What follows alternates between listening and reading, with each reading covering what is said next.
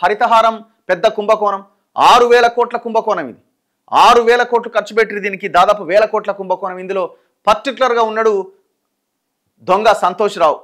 మరి సంతోష్ రావుని అసలు కనీసం టచ్ కూడా చేస్తలేరుగా మాట కూడా వినబడతలేదు కదా ఈ సంతోష్ రావు టానిక్ కేసు ఖతమైపోయింది కాంప్రమైజ్ హరితహారం కేసు కూడా కాంప్రమైజ్ ఏనా అసలు ఈ హరితహారం మీద ఎందుకు మీరు యాక్షన్ తీసుకోవట్లే కేంద్రం నుంచి వచ్చే ఉపాధి హామీ నిధులని దారి మళ్లించి ఈ హరితహారం కోసం ఖర్చు పెట్టినారు చివరికి హరితహారంలో ఏ మొక్కలు నాటారు ఏ మొక్కల మీద అయితే ఇవి పర్యావరణాన్ని దెబ్బతీస్తాయన్న అనుమానం ఉన్నదో ఆ కోనోకార్పస్ అనే మొక్కలని రాష్ట్రం అంతా నాటినారు అంటే ఏం చేద్దాం అనుకున్నారు జనాన్ని సంపదాం అనుకున్నారా కాలుష్యంతో మరి దీని మీద యాక్షన్ ప్లాన్ ఏది సరే కోనోకార్పస్ పక్కన పెడదాం ఇందులో పెద్ద ఎత్తున చెట్లను కొని గోల్మాల్ చేసిరు కదా మరి అది కుంభకోణం ఏమైంది సో దయచేసి